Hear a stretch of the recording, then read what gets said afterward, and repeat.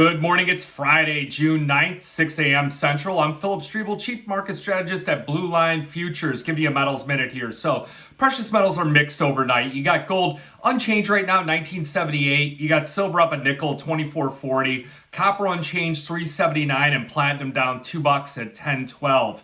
Yesterday, the big news reversing the previous day's sell-off was the jobless claims coming out. 261,000. It was a 19-month high and a new cycle high. So at 7:30 in the morning, that was what really was the fuel on the fire to get the precious metals going here. The big news was that silver broke out over that level that we've been watching, that resistance level, 24.16 to 18 right there. We got the close above it. Looked like a really nice setup. Silver ended up about 82 cents higher. The damage was done on the gold-silver ratio. We saw that drop about 3 handles over the last couple days. We're back at 81. That's 81 ounces of silver to buy 1 ounce of gold. We monitor that. That's often an indication of whether or not there's more strength in the gold or the silver market.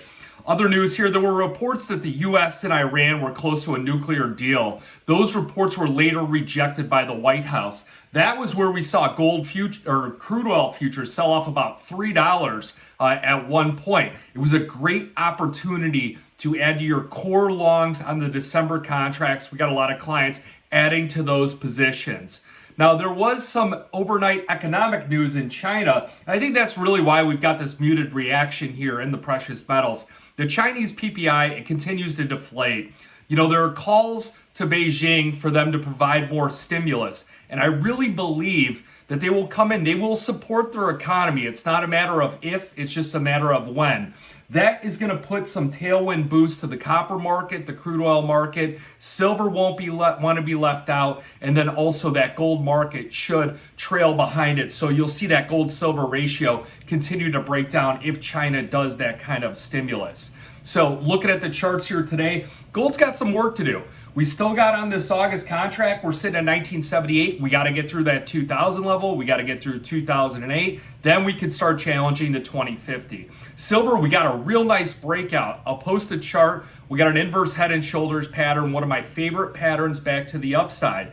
But next week, we've got a lot of things going on here. So we have the CPI data coming out. The next day, we got the FOMC number coming out. There's a 25% chance of a rate hike there. So there's going to be a ton of volatility. And silver, frankly, has a lot of work to do. If you rewind and you look on the charts, we had that $1.30 sell-off. That's what it's trying to chew into right now, and it's trying to work its way up on it.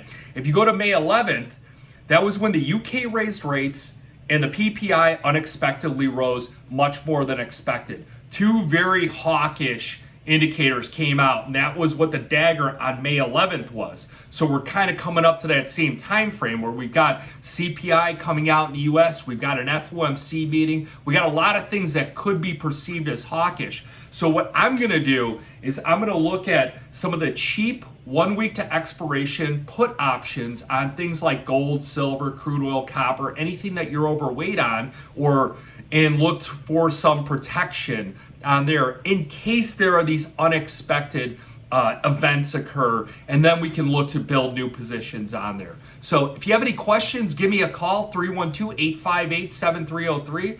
Remember, futures and option trading does involve risk of loss, may not be suitable to all investors. Good luck, good trading.